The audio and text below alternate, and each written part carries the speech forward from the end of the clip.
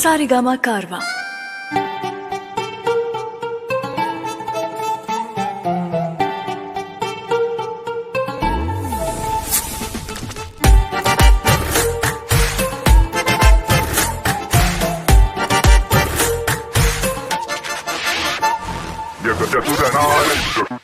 एक चतुर नार करके सिंगार करने बाजार निकली, नैना कटार कर दिल पे वार वो कड़की मार निकली। पहिर के सड़िया करिया रे लागतिया सवरिया रे, चाल से करा लागता की दाल में बा कुछ काला। ए काला काला कजरा मोहब्बत वाला, अखियों में ऐसा डाला, कजरन ले ले मेरी जान, हर मैं तेरा कुर्बान।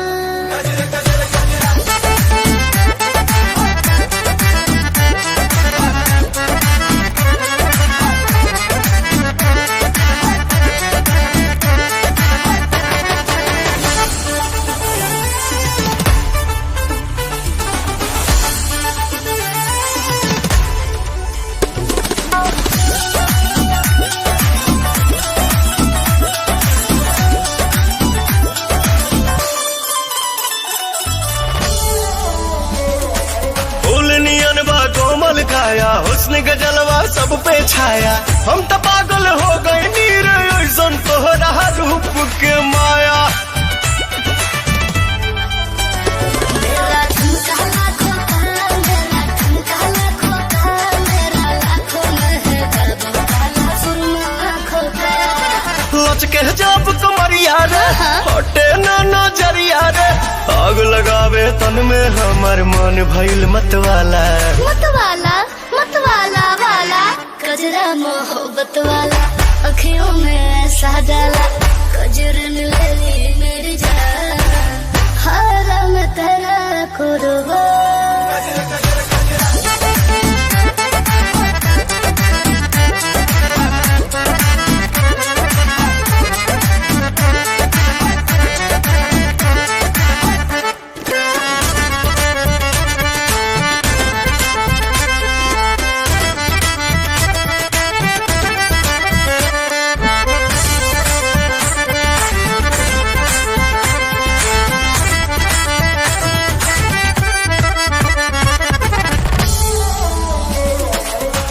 शहर जाम भइल बा, आज रंगीला शाम भइल बा, प्यार में तोरा पड़ के नमवा पवन के बदनाम भइल बा।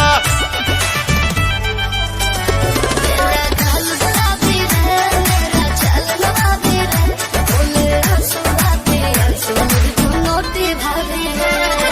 16 साल उमरिया रे अरे जान गुजरिया रे, कुछ करी तो मुँह से एकरा निकले ला लाला। ओ लाला कजरा मोहब्बत वाला, अखियों में ऐसा डाला, कजरन ले ले मेरी जान, हर मैं तेरा कुर्बान।